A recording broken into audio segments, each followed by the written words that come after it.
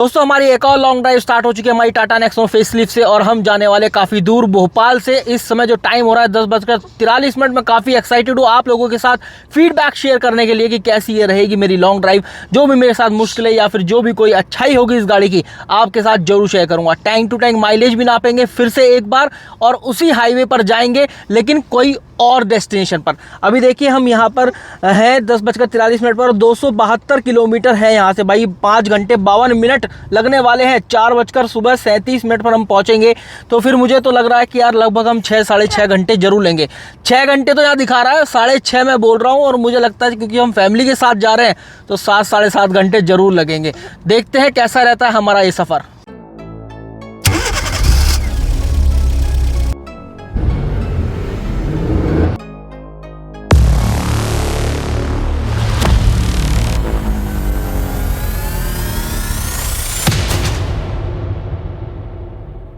तो यार आ गया हूँ पेट्रोल पंप, पूरा टैंक फुल कराएंगे और फिर अपनी ये लंबी जर्नी जो है स्टार्ट करेंगे। टैंक टू टैंक माइलेज हम जरूर नापते हैं और 270-72 किलोमीटर दिखा रहा है तो 27 दूनी 54 और लगभग 544 किलोमीटर तो वैसे ही दिखा रहा है। ये खींच खाच के हो जाएगा 560 के आसपास तक का। भाई फुल करनी है, बिल्कुल ऊपर तक करना है, जो हवा है ना वो भी भरदरा सी हवा भी ना रहे। तो वही लगभग 11 बज रहे हैं और हमारे जो अंदर शहर का पेट्रोल पंप है वो बंद भी हो गया। शहर के पेट्रोल पंप बंद हो जाते हैं जबकि हाईवेज के पेट्रोल पंप चलते रहते हैं। भैया कट हो गया, इसको और थोड़ा सा भरना है ना, ऊपर तक भरना है। ये जो है ना ऊपर टंकी तक फुल भर गया पूरा है ना, देख लो यार पूरी तरह से भर गया। 3821 का आ गया 35.93 लीटर और भोपाल में 106.37। पेट्रोल जो है पूरी तरह से भर चुका है, टंकी में पूरी फुल हो गई। देखो आप यहाँ पे सारे डॉट्स आ रहे हैं और 515 किलोमीटर की रेंज दिखा रहा है, बहुत कम रेंज दिखा रहा है। देखते हैं कितना रहता है। अभी तो 10.3 किलोमीटर पर लीटर का एवरेज शो हो रहा है और अब टाइम है इसको रीसेट करने का क्योंकि 2 किलोमीटर के आसपास ये पेट्रोल पंप है मेरे घर से और ये मैंने कर दिया रीसेट। ट्रिप हो गई है रीसेट। एक बार चेक कर लेता हूँ कि कितना हवा है चारों टायरों में, क्या पूरी तरह से हवा है या नहीं, क्योंकि जब भी कोई लॉन्ग ड्राइव हम स्टार्ट करते हैं तो उससे पहले हमें ये काम जरूर करने होते हैं। तो भाई 35, 36, 32 रिकमेंडेड जो है 30 रखी जाती है। मेरे पास टायर इन्फ्लेटर भी है, अगर ये 30 से कम भी चली गई ना पीछे वाली दोनों तो मैं भर लूँगा इसको अपने आप। ऐसा देखो अब हम कितने अंधेरे में चल रहे हैं। देखो अभी मैं लाइट जलाऊँगा आपको समझ में आएगा। ये देखो वो कितना ज़्यादा अंधेरा हो रखा है। तो यार देखो इको मोड में गाड़ी चला रहा हूँ अभी और मेरी कोशिश पूरी यही रहेगी इस बार कि मैं इको मोड में गाड़ी चलाऊँ। मैं सिटी मोड में ना लेकर जाऊँ, मैं स्पोर्ट मोड में ना लेकर जाऊँ। लास्ट टाइम जब जो 12, 15, 13 का एवरेज आया था ना वो यार 15 से भी कम का आया था, 12 का या 14 का एवरेज मैंने देखा था। तो यार वो इसी वजह से आया था कि मैंने काफ़ी रफ़ ड्राइविंग करी थी, पंजा बहुत तेज़ी से दबाया था, बहुत खींची थी गाड़ी। जो स्पोर्ट मोड में लगा कर काफ़ी ओवरटेक भी करे थे, कई बार तो स्पोर्ट मोड में ही चलती रही थी गाड़ी। तो इस बार कोशिश ये करूँगा कि इसको इतनी रफ़ ड्राइविंग ना करूँ और इससे माइलेज निकलवाने की कोशिश करेंगे क्योंकि यार भोपाल में क्या हर जगह अब तो पेट्रोल महंगा हो रहा है। भोपाल में 106.37 का पेट्रोल है यार। एक यार मैंने एक वाइब्रेशन वाला वीडियो डाला था कि टाटा नेक्सॉन फेसलिफ्ट के अंदर काफ़ी वाइब्रेशन है। इसका जो ये टर्बो चार्ज इंजन है पेट्रोल इंजन 1.2 लीटर का, काफ़ी वाइब्रेट करता है, काफ़ी नॉइस तो प्रोड्यूस करता ही है।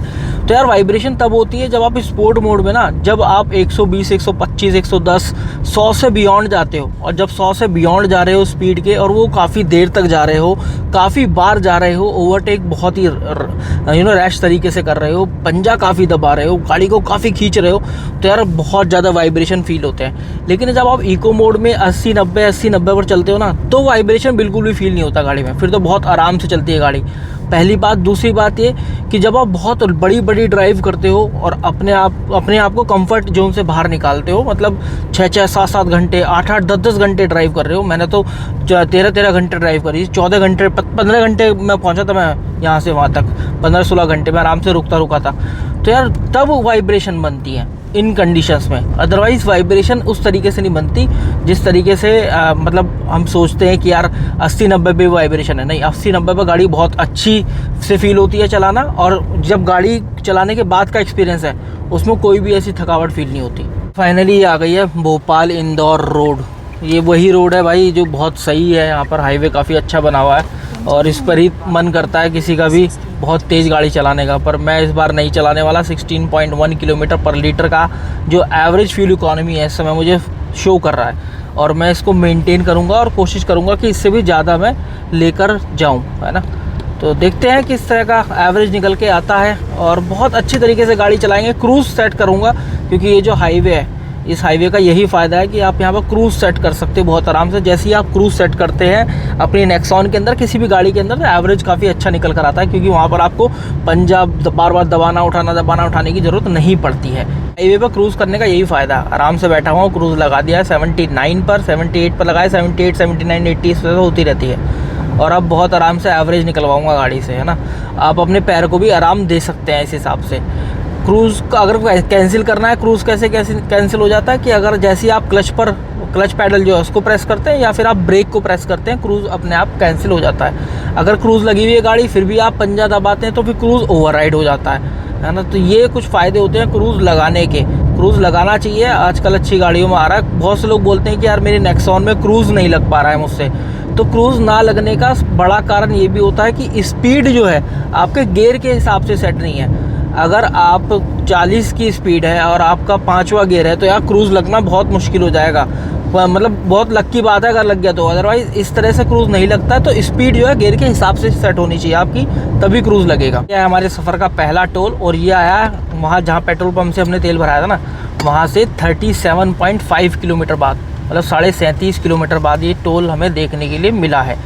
और देखो गूगल माता के अकॉर्डिंग यहाँ पे टोल तो इतना नहीं लगेगा। जहाँ हम जा रहे हैं 272 किलोमीटर अपने घर से जा रहे थे, तो वहाँ पर गूगल माता ने हमें बताया कि ये 230 या 37 रुपये का टोल लगेगा। अब देखते हैं कि वास्तव में टोल कितने का लगेगा। Thank you toll Maharaj, thanks proceed. ये काफ़ी अच्छा सेटिस्फाइंग होता है, लेकिन जब मैसेज आता है ना आपका मोबाइल में कि पैसे कट गए हैं, वो इतना सेटिस्फाइंग नहीं होता यार। एक इशू बता देता हूँ जो प्रैक्टिकली सही में मुझे एक इशू लगता है। देखो मैंने यहाँ पर ये, अगर मुझे इंडिकेटर देना, यहाँ पर क्या है, यहाँ पर 2 रास्ते कट रहे हैं। अब मुझे पता नहीं कि इधर जाना है या इधर जाना है, और मैं यहाँ पर इंडिकेटर देता हूँ। ये इंडिकेटर दिया मैंने, देखो वो मैप गायब हो गया, और मुझे पता नहीं कि मैं कहाँ पर टर्न ले जाऊँगा। एक ये छोटा सा इशू यार मुझे लगता है यहाँ पर होना नहीं चाहिए था। अगर यहाँ पर नहीं दे सकते तो फिर एटलीस्ट यहाँ पर तो दे ही देते यार। ये जो है ना MID पर इधर की साइड, जैसे हमने यहाँ पर इंडिकेटर दिया तो ये जो मैप ये शिफ्ट होकर यहाँ पर आ सकता था। दोस्तों ये आ गया हमारी यात्रा का दूसरा टोल। देखते हैं कितना पैसा लगता है। देखो गूगल के अकॉर्डिंग 230 रुपये उसने बताए थे, और मैं अपनी जब इस राइड का जो बजट बना रहा था तो मैंने लगाए 500 रुपये आने और जाने के, तो 460 रुपये हो गए आने जाने के, लेकिन मैंने 500 रुपये लगाए। और मैंने 14 के हिसाब से, 14 किलोमीटर प्रति लीटर के हिसाब से मैंने एवरेज भी लगाया था। तो उस हिसाब से आने जाने के मैंने लगभग 5000 रुपये लगा लिए थे पेट्रोल के, और एवरेज मैंने लगाया था 106.37 पेट्रोल की वैल्यू। देखते हैं कितना मेरा लगता है पेट्रोल, कितने पैसे मेरे लगते हैं आने जाने में। तो यार देखते हैं, मैंने जो बजट बनाया है 5500 रुपया इस मेरी ड्राइव का, क्या वो उसमें से कुछ बच पाता है या नहीं।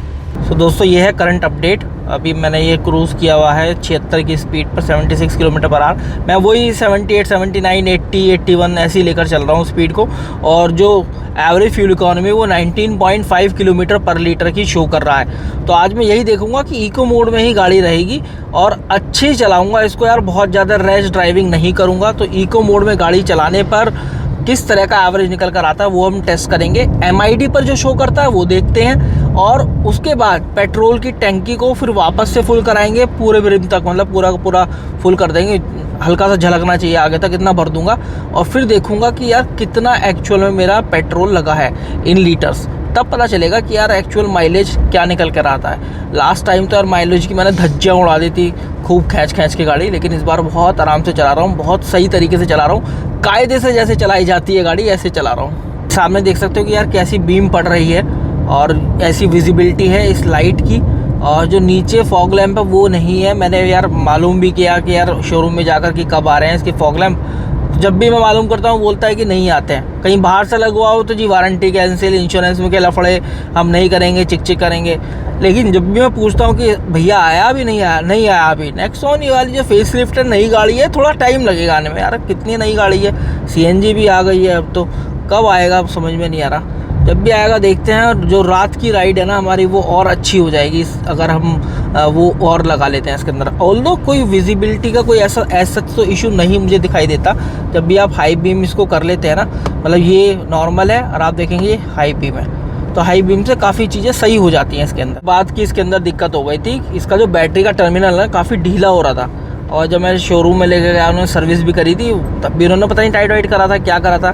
तो क्या होता है उससे बैटरी का टर्मिनल हिल जाता है, और यहाँ पर ये जो ट्रिप देख रहे हो ना आप, ये ट्रिप अपने आप रीसेट हो जाती है भाई। अब ट्रिप रीसेट हो गई, अब मुझे पता नहीं कितना माइलेज है, कितना मैं आ गया, कितना मुझे जाना है, कितनी मेरी पर आवर की स्पीड शो कर रहा है, मतलब मेरे माइलस्टोन अचीव नहीं हो पाते। वो जैसे क्या करता हूँ, जैसे थोड़ी देर में रुका, बहुत तेज़ गाड़ी चलाई अगर तो गाड़ी में वाइब्रेशन हुई, ऑब्वियस सी बात है, जब मैं बताता हूँ आपको कि वाइब्रेशन क्यों होती है।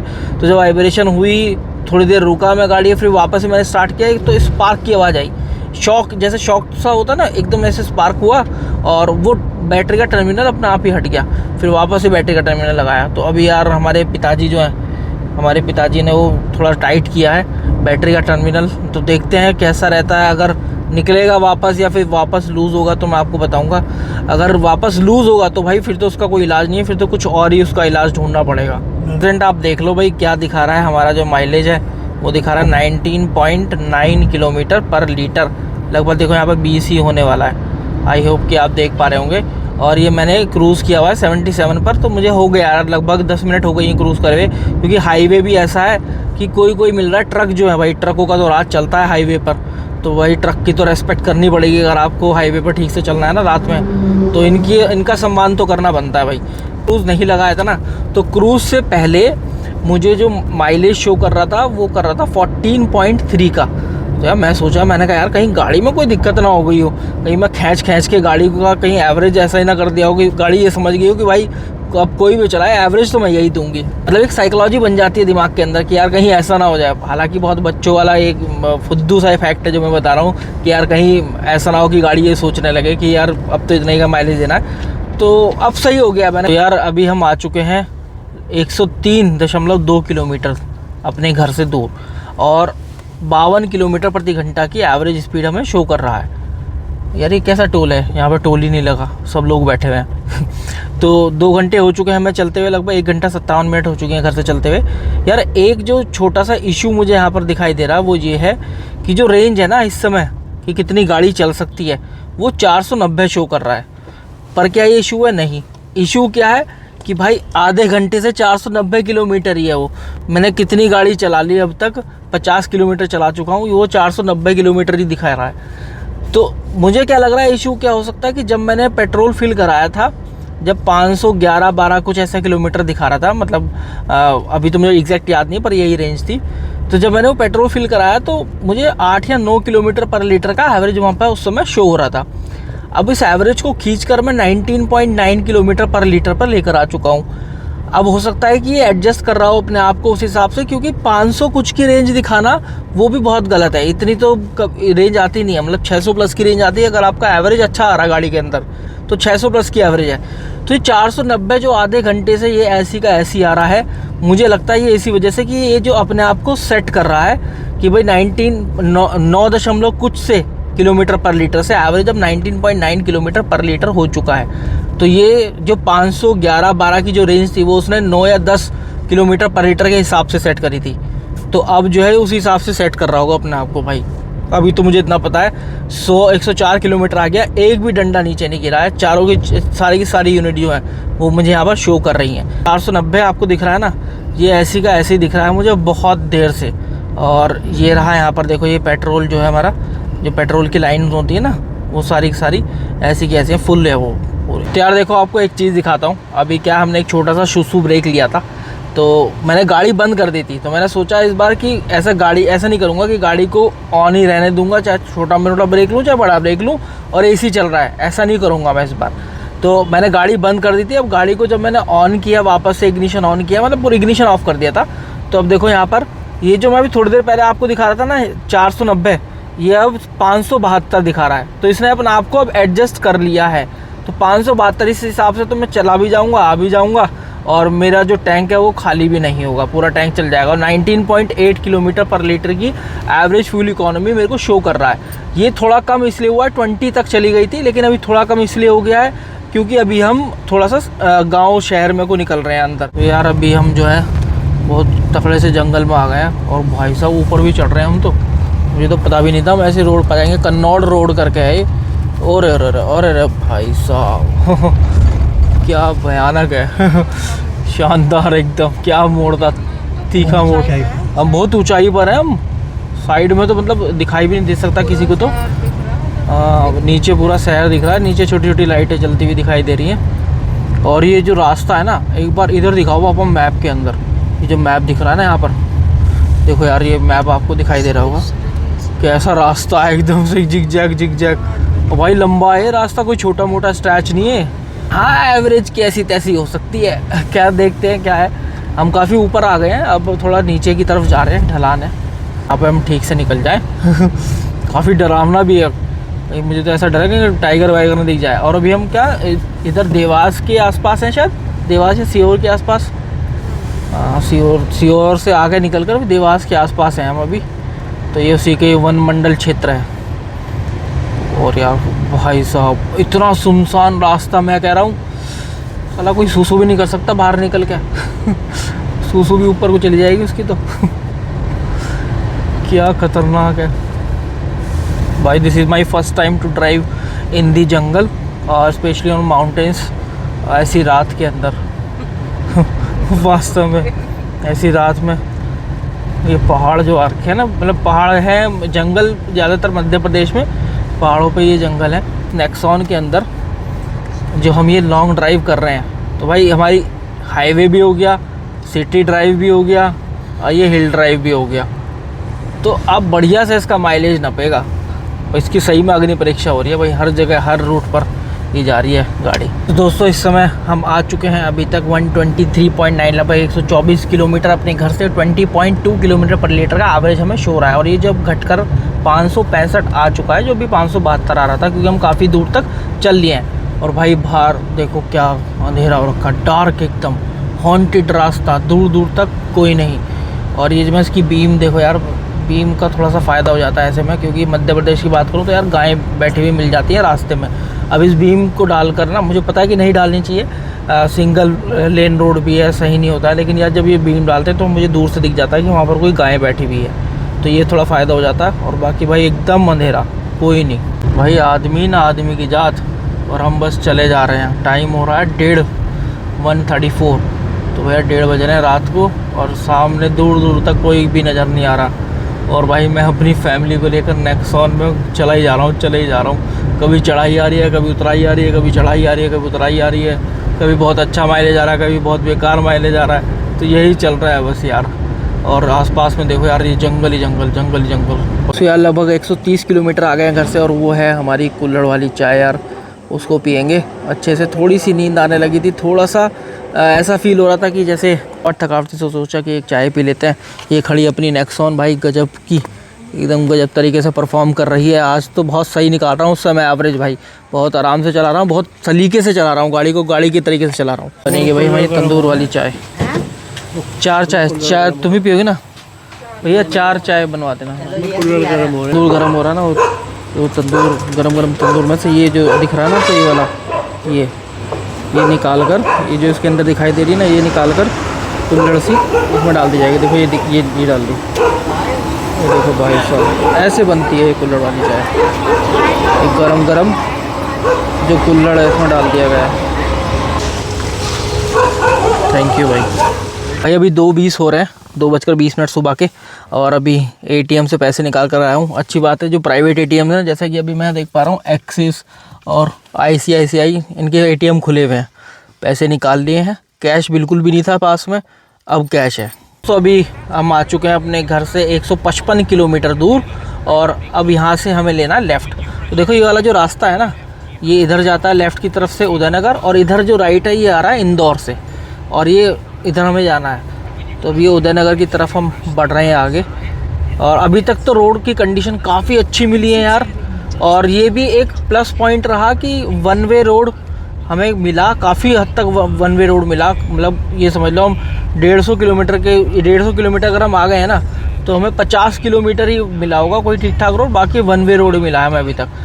लेकिन जो वन वे रोड मिला है ना, वो सारा का सारा रोड आप ये मानकर चलो भाई सीमेंट का मिला है। बहुत अच्छी रोड थी और मैंने भगाई नहीं है गाड़ी। मैंने 80-85 मुश्किल से, बस 80-85, 75-80 क्रूज़ का काफ़ी इस्तेमाल किया है। क्योंकि अगर आबादी वाले क्षेत्र भी हैं, देखो ये वाला जो क्षेत्र है यहाँ पर काफ़ी आबादी है, देख रहे हो आप, ये कितनी दुकानें हैं, यहाँ पर कितनी दुकानें दी गई हैं और यहाँ पर दुकानें भी है, आबादी वाले क्षेत्र भी हैं। तो फिर यार अपना वही 70-80 वाले चलते हैं। कब क्या पता कहाँ कोई बड़ा ब्रेकर मिल जाए, क्योंकि जब भी आबादी वाले क्षेत्र आते हैं तो फिर ब्रेकर्स आ जाते हैं और मैं नहीं चाहता कि मेरी गाड़ी के एक्सल तुरंत टूट जाए। यहाँ से लेना है ये वाला जो रास्ता आपको दिख रहा है ना, ये लेना है नर्मदा नगर की तरफ और खंडवा नगर, नर्मदा नगर इधर की तरफ हमें लेना है राइट साइड।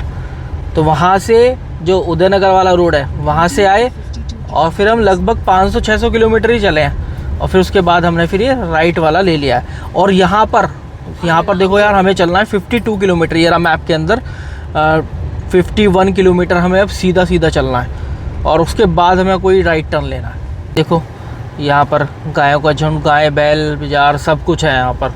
और यही कारण हो जाता है यार, जो कोई बहुत तेज़ी से वाहन चला कर आ रहा हो और इनसे टक्कर हो जाती है यार, हमारी गौ माता की मृत्यु हो जाती है। तो जब भी ऐसा आपको दिखाई दे ना, खासकर बहुत ज़्यादा डार्क है, तो यार एक बार अपनी स्पीड को थोड़ा सा मेंटेन रखा करो सब लोग। खासकर ऐसे रीजन में अगर आप चल रहे हो, जैसे मध्य प्रदेश का काफ़ी हरियाली वाला क्षेत्र है, सड़क के आसपास काफ़ी जंगल रहता है और जंगल मतलब ऑब्वियस बात है ग्रीनरी है, तो भाई यहीं पर आ जाती हैं, सड़कों पर ही आ जाती हैं गाय वगैरह अपना घास वास खाने। तो यार थोड़ा सा ध्यान रखा करो जब चलाओ तो। देखो भाई कितनी धुंध हो गई, और अक्टूबर का महीना, कुछ दिन पहले यार गर्मी थी और अब एकदम से इतनी धुंध हो गई है। वो तो लाइट पड़ रही है इसलिए थोड़ा ये जो कोहरे को चीरती हुई जा रही है मेरी लाइट, मेरी नेक्सॉन की लाइट दिखाई दे रहा है भाई वहाँ पर मुझे अच्छे से। लेकिन यार कभी कभी देखो यहाँ कितनी धुंध हो गई, कभी कभी बहुत तगड़ी धुंध हो जाती है। एक बात बहुत अच्छी है यार नेक्सॉन की, मैं आपको बताऊं, मैं अभी जो है अपने घर से 195 किलोमीटर आ चुका हूं और जो मेरा डेस्टिनेशन है अभी 78 किलोमीटर बचा है। देखो सामने लोमड़ी कैसे चल रही है, देखो लोमड़ी तो जंगल का एरिया है यार, तो लोमड़ी तो मिलती रहती हैं। तो यार अपने घर से मैं कितना आ गया हूँ, 195 किलोमीटर के आसपास आ चुका हूँ, है ना। और मुझे सिटी ड्राइव भी मिला है, हाईवे ड्राइव भी मिला है और थोड़ी सी ऑफ रोडिंग भी, बहुत ज़्यादा ऑफ रोडिंग नहीं मिली और रोड अच्छी मिली है, ये बात सही है। और जो हिली ड्राइव काफ़ी मिला है, मतलब यहाँ पर कभी पहाड़ पे चढ़ रहे हैं, कभी उतर रहे हैं, कभी इधर उधर जिग जैग बहुत सारा हो रखा है। 3 मोड है नेक्सॉन के अंदर, देखो अभी भी पहाड़ी चल रहे हैं। 3 मोड है नेक्सॉन के अंदर, इको, स्पोर्ट्स और सिटी मोड। ऐसा बोला जाता है जो स्पोर्ट्स मोड है काफ़ी पावरफुल मोड है और जो इको मोड है वो सबसे कम पावरफुल मोड है। सिटी मोड कहीं इन दोनों के बीच में लाई करता है। तो मैं यहाँ पर एक बात आपको बताऊँ, इको मोड में ही गाड़ी अभी तक मैंने चलाई है, इको मोड से मैंने हटाई नहीं है और मुझे बहुत अच्छा MID पर माइलेज भी शो हो रहा है। अब मैं देखो यहाँ पर जब भी इग्निशन ऑफ करता हूँ फिर वापस से इग्निशन ऑन करता हूँ ना, तो गाड़ी अपना डिफ़ॉल्ट मोड सिटी मोड ले लेती है, क्योंकि इसका डिफ़ॉल्ट मोड सिटी मोड है नेक्सॉन का। तो अब मैं यहाँ पर एक बात बताऊँ, मुझे कहीं भी ऐसा फील नहीं हुआ कि इको मोड के अंदर बहुत कम पावर है। मतलब आप देखना जब आप इस गाड़ी को चलाओगे या इसकी टेस्ट ड्राइव लोगे तो इको मोड में भी गाड़ी भाई बहुत अच्छा परफॉर्म करेगी। मेक श्योर करना कि आप इसको कहीं हिली एरिया पर चढ़ाओ, कहीं चढ़ाई पर चढ़ा कर देखो, बहुत सही परफॉर्म करती है। You do not have to switch the mode जब भी आप ऐसा ड्राइविंग करेंगे हिली एरिया पर, मतलब इको मोड भी काफ़ी अच्छा परफॉर्म करता है यार। दोस्तों हम केवल 21 किलोमीटर, अब तो 20 किलोमीटर रह गए हैं हम अपने डेस्टिनेशन से, जहाँ पर हमने प्लान करी थी अपनी लॉन्ग ड्राइव, और 254 किलोमीटर आ चुके हैं अपने घर से। स्टिल 501 किलोमीटर की रेंज दिखा रहा है। Can you believe this? जब मैंने टाटा नेक्सॉन की टैंकी को फुल कराया भाई साहब, पूरा लबालब भरा देता ऊपर तक, 501 किलोमीटर चल गई, और सॉरी 501 किलोमीटर की अभी रेंज दिखा रहा है और 254 किलोमीटर अभी तक चल चुकी है। तो इसका मतलब 755 किलोमीटर भाई साहब, ये समझ लो आज तो कुछ गजब ही होने वाला है। मतलब आज वर्ल्ड रिकॉर्ड बना दूंगा मैं अपनी नेक्सॉन से, एवरेज के मामले में और रेंज के मामले में। काफ़ी अच्छा परफॉर्म कर रही है। अभी तक सिटी या स्पोर्ट मोड का प्रयोग नहीं किया है और काफ़ी घने घने जंगलों से इधर उधर से निकल कर हम आए हैं। आपको ऑलरेडी पता ही है, कई जगह मैंने आपको रास्ते दिखाए भी हैं। तो चलिए चलते हैं केवल 19 किलोमीटर। तो दोस्तों हम आ चुके हैं ओमकारेश्वर। ये जो हमारी यात्रा थी ये थी ओमकारेश्वर की। अभी 6:24 हो रहे हैं। जैसे कि आप लोगों को पता है कि त्र्यंबकेश्वर की यात्रा के बाद, त्र्यंबकेश्वर ज्योतिर्लिंग के दर्शन के बाद अब हम आ चुके हैं ओमकारेश्वर ज्योतिर्लिंग। और द्वितीय पुरोहितों की तो यहाँ पर कमी नहीं है, 500 रुपये दो, जल अभिषेक करवाओ, जल्दी से दर्शन करो, लाइन में लगो भी मत, बहुत जल्दी से दर्शन करके जल अभिषेक करके अपना पूजा भी करा लो। तो ये सब यहाँ पर होता है। अच्छी बात यह है, त्र्यंबकेश्वर महादेव हमने देखा वहाँ पर 9 बजे से दर्शन होना शुरू होते हैं, लेकिन यहाँ पर सुबह 5 बजे से शुरू हो जाते हैं और हम यहाँ पर 5:30 बजे आ गए थे। एक छोटे से लाइव दर्शन आप यहीं कर लीजिए। और यहाँ पर जूते चप्पल का स्टैंड भी है, तो आप यहाँ उतारिएगा। पहुँच चुके हैं मंदिर प्रांगण में। यहाँ कुछ ऐसा आपको देखने को मिलेगा। ऐसे पुरोहित हर जगह मिल जाएंगे, पंडित पुरोहित जो आपकी पूजा कराएंगे। जब तक वीडियो बनाऊंगा, जब तक मना नहीं करेंगे, अगर मना करेंगे तो ठीक है। जय हो, जय श्री राम, जय राधा कृष्ण। यार ये मंदिर प्रांगण कुछ ऐसा दिखता है, देखिए ये इस तरह का दिखता है। नंदी महाराज ये यहाँ पर लाइन बनी हुई है और इधर अपना हमारे शिव जी विराजमान है। फ़ोटो खींचना बनाया तो अभी मैं फ़ोटो वीडियो नहीं बनाऊंगा, दर्शन करके आपको मिलता हूँ। भाई दर्शन हो गए, बहुत ही आराम से दर्शन हुए हैं, बहुत ही अच्छे दर्शन हुए हैं, बहुत तसल्ली से करें भाई। तो दोस्तों देखो, जो वीआईपी या फिर जो मेन पुजारी वगैरह रहते हैं उनके लिए यहाँ पर विशेष प्रवेश दर्शन ये भी है, द्वार भी बना हुआ है और यहाँ से सीधा आपको जाना होता है। इस तरीके से अंदर जाकर आपको शिव जी महाराज के दर्शन होते हैं। तो दोस्तों अगर आप लोग ये पुल पार करके नहीं आना चाहते हैं, आप इतना चलना नहीं चाहते हैं, आप थोड़े से आलसी हैं, तो भाई आप इस तरह की बोट पे भी बैठकर आ सकते हैं। इसका क्या है, यहाँ पर इन्होंने 50 रुपये पर पर्सन रखा है। तो जब ये सारी बोट भर जाती है फिर ये एक छोर से दूसरे छोर पर आपको लेकर जाते हैं। ये एकमात्र ऐसा ज्योतिर्लिंग है जो कि 2 भागों में डिवाइडेड है, एक ममलेश्वर और एक ओमकारेश्वर। तो ओमकारेश्वर के दर्शन हो गए, यहाँ पर हम जा रहे हैं ममलेश्वर की तरफ। तो दिन निकल चुका है, लगभग 7 बज गए हैं। तो 7 बजे तक हमने दर्शन कर लिए हैं और एक बहुत ही अद्भुत दृश्य मैं आपको दिखाता हूँ। ये है सनराइज़, आप देख रहे हैं, ठीक है, सनराइज़। और एक और मैं दिखाता हूँ, देखो वो है चाँद। तो ये नीले गगन के तले आप देख रहे हैं चांद भी और सूरज भी एक साथ। दोस्तों आप आते हैं यहाँ से ओमकारेश्वर की तरफ, यहाँ से जाएगा रास्ता, और ममलेश्वर की तरफ यहाँ से। तो यही वो ज्योतिर्लिंग है जो कि 2 भागों में बटा हुआ है। सबसे पहले आप ओमकारेश्वर के दर्शन करते हैं इस वाले ब्रिज पर जाकर, इस वाले पुल पर जाकर, और फिर आप यहाँ पर जाकर ममलेश्वर के दर्शन करते हैं। तो चलिए चलते हैं ममलेश्वर की तरफ, क्योंकि हमने ओमकारेश्वर के दर्शन कर लिया। ममलेश्वर मंदिर, ममलेश्वर ज्योतिर्लिंग के दर्शन अब करेंगे हम। कृपया मंदिर में VIP व्यवस्था नहीं है, काफ़ी अच्छी बात है भाई। ये देख सकते हो आप ममलेश्वर मंदिर, काफ़ी प्राचीन मंदिर है ये भी। और चलिए दर्शन करता हूँ। अगर वीडियो बनाना अलाउ होगा तो फिर मैं वीडियो भी बनाऊँगा, जरूर आप लोगों को दिखाऊँगा। तो ये है भाई, देख लो कितना ऊंचा मंदिर बना हुआ है, देखो आप। तो यहाँ पर ममलेश्वर मंदिर के दर्शन हम करने वाले हैं। और कितने, अरे वाह, हर्ष को तो यहाँ पर मिल गए, मंकीज़ मिल गए, मंकीज़ मिल गए। मंकी बहुत सारे हैं बेटा, बच के। तो कुछ नहीं करना, बस ये जो साइन बोर्ड्स लगे हुए हैं इनको फॉलो करना है। जैसे वहाँ पर जाकर देखो, हमें वहाँ भी अंदर से अंदर जाना है। फिर बताऊँ, क्योंकि हम बहुत सुबह आ गए हैं, लगभग 7 बज रहे हैं, 7:15 हो रहे हैं, इस वजह से भीड़ नहीं है। जय हो नंदी महाराज की, इसलिए यहाँ पर भीड़ नहीं है। तो बहुत आराम से दर्शन हो रहे हैं। जब भी आओ आप तो ध्यान रखना, आप इस तरीके से अपने घर से चलने चाहिए कि आप यहाँ पर 5 बजे पहुँच जाओ, जिससे कि 5:30 बजे, 5:45 बजे तक आप नर्मदा नदी में स्नान कर आप अपनी ज्योतिर्लिंग के दर्शन करने निकल जाओ। बहुत ही आराम से होंगे, बहुत ही आसानी से होंगे, कोई भी धक्का मुक्की नहीं होगी, बहुत अच्छे से आप कर पाओगे। और यार मैं अभी वीडियो नहीं बना पाऊँगा क्योंकि यहाँ पर अब ये सब कुछ बंद है। तो ममलेश्वर ज्योतिर्लिंग के भी दर्शन हो चुके हैं और अब हमारी जो ज्योतिर्लिंग वाली यात्रा है त्र्यंबकेश्वर के बाद ओमकारेश्वर की, वो समाप्त हो गई है। तो दोस्तों अब टाइम हो रहा है 8:04। हम ओमकारेश्वर से भोपाल की तरफ चल चुके हैं और अभी जो हमारी MID पर माइलेज शो हो रहा है ना भाई, वो रिकॉर्ड तोड़ शो हो रहा है। मैं तो ये बोलूँगा कि भाई इस बार नेक्सॉन ने एवरेज के मामले में, माइलेज के मामले में तो वर्ल्ड रिकॉर्ड तोड़ दिया है। मेरे लिए तो वर्ल्ड रिकॉर्ड ही तोड़ा है भाई। और इसके अलावा यहाँ पर अभी बताऊँ 274 किलोमीटर हम आ चुके हैं अपने घर से, टेक्निकली वहाँ से जहाँ से हमने पेट्रोल भरवाया था पेट्रोल पंप से।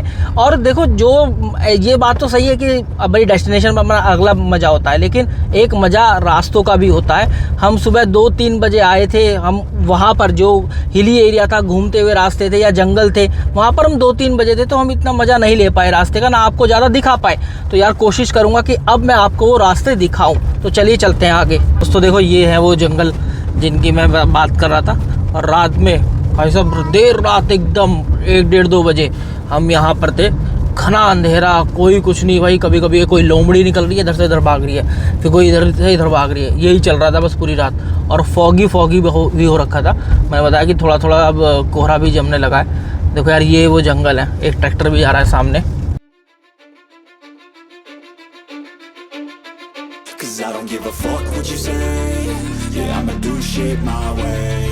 So you can go kick rocks, I'ma stack bricks up, build what I want to make. Yo, I got a lot of shit to say, so I'ma do this every day. I'll be writing things until I'm fucking buried in my grave. 6 feet deep under, but my body won't decay. Cause my messages are timeless, so they'll put them on display. Oh yeah, I rap with the certain. तो दोस्तों, अब हम लगभग घर पहुंचने वाले हैं। 542 kilometre हमारी गाड़ी चल चुकी है और अभी भी 195 किलोमीटर की रेंज दिखा रहा है। मतलब इतना पेट्रोल अभी इसके अंदर है। 11 घंटे 25 मिनट हो चुके हैं हमें चलाते हुए गाड़ी को, और 47 किलोमीटर पर आवर की स्पीड आई है। और जो MID पर दिखा रहा है वो मैं अभी आपको थोड़ी देर में दिखाऊंगा, फ्यूल इकोनॉमी, और जो MID पर दिखा रहा है। और अब टैंक टू टैंक नापेंगे, वहीं उसी पेट्रोल पंप पर जाएंगे, उन्हीं भैया से भरवाएंगे, उसी जो उनका आउटलेट था उसी से भरवाने वाले हैं हम लोग, और देखने वाले हैं कि भाई हमारा कितना पेट्रोल आएगा इसके अंदर। और उसी पेट्रोल पंप पर वापस अपना टैंक फुल करा रहे हैं। और भाई मौके की बात ये है, ये जैसा इत्तेफाक एक नेक्सॉन और खड़ी हुई है यहाँ पर। तो भाई देखो, सेम कलर और सेम मॉडल भी है, आई थिंक, हाँ सेम मॉडल भी है। और एक नेक्सॉन और यहाँ पर खड़ी हुई है। देखते हैं यार कितने का भरता है तेल। फुल भर देना, ठीक है। और यहाँ तक भरना है एकदम, थोड़ा हवा वगैरह जो रहेगा ना वो भी निकाल देंगे इसके अंदर से। फुल भर देना इसको ना। आगे तक थोड़ा हिला विला भी देता हूँ मैं, बस कोशिश करना कि गिरे ना, आप है ना, बाहर ना है। पूरा फुल आ गया एकदम, ये रहा भाई एकदम फुल, पूरा फुल भर चुका है, देख लो। जो पेट्रोल आया है वो आया 32.76, 3484 रुपये का बिल बना है। तो दोस्तों, अभी एट % जो हमारी MID पर दिखा रहा है वो है 19.2 किलोमीटर पर लीटर। देखो मैंने वापस से पूरी का पूरा फिल कर लिया है, और 753 किलोमीटर की अब रेंज दिखा रहा है, जबकि कल रात 511 किलोमीटर की रेंज दिखा रहा था मुझे यहाँ पर। तो ये ऑब्वियसली बात है, एवरेज इंप्रूव होने से हुआ है। 19.2 किलोमीटर पर लीटर का मुझे एवरेज फ्यूल इकोनॉमी दिखा रहा है। अब देखते हैं कि एक्चुअल में कितना फ्यूल आया है हमारा, टैंक टू टैंक नापने पर कितना निकला है। ये तो MID का है, मैनुअल देखते हैं कितना है। हमारी जो गाड़ी चली है वो चली है 546.4, 546 किलोमीटर डिवाइडेड बाई 32.76, 32.76 है ना। तो इस हिसाब से 16.6 का एग्जैक्ट एवरेज है जो कि हाईवे पर आया है। मैंने बहुत अच्छे तरीके से गाड़ी चलाई है, जबकि यहाँ पर दिखा रहा है 19.2 किलोमीटर पर लीटर। देख लो भाई, 546.4 डिवाइडेड बाई 32.76, तो 16.67 का एवरेज मुझे यहाँ पर अब शो कर रहा है जब मैंने टैंक टू टैंक नापा है। जबकि यहाँ पर 19.2 किलोमीटर पर लीटर का मुझे शो कर रहा है। तो यार यहाँ पर भी एक बड़ा कॉन्फ्लिक्ट है।